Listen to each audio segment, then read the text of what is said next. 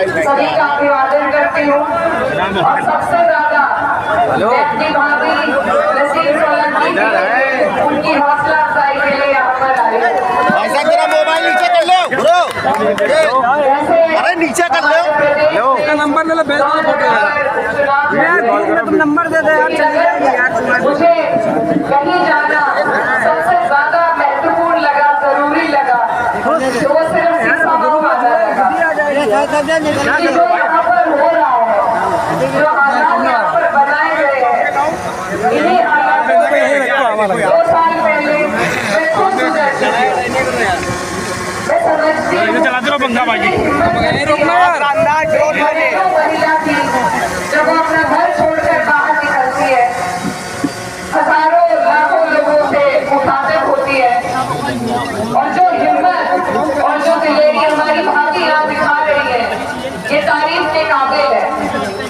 आप सब लोग अपने आप को आपको इरफान भाई बनकर ये चुनाव लड़ना है, क्योंकि ये जो सरकार है, ये तानाशाह सरकार, ये चुन चुन कर इसी तरीके से चुने हुए जनप्रतिनिधियों पर भी, चाहे आजम खान साहब हो, चाहे खान भाई हो, चाहे नाहिद भाई हो, झूठे मुकदमे लगा कर हमारे लोगों को जेल में भरने का काम कर रही है।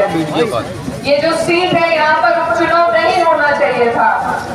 ये जबरदस्ती आपसे आपकी जीती हुई सीट को छीनना चाह रहे हैं, और ऐसी सरकार जो इस तरीके से अलग अलग जगहों पर लोकतंत्र को खत्म कर रही है, उसको करारा जवाब आप लोगों को देना है। तो मेरे भाई, आप तैयार हैं या नहीं? उन्हें इतना करारा जवाब दीजिए, इतना वोट दीजिए कि आगे वो कहीं किसी के साथ इस तरीके से ना कर पाए जैसा उन्होंने इस परिवार के साथ और मेरे परिवार के साथ किया है। तो ये जो चुनाव है, मुझे ऐसा महसूस हो रहा है जैसे मेरा खुद का जाती चुनाव है, और इसमें हमें इस चुनाव में हमें इतनी संजीदगी से काम लेना है, क्योंकि ये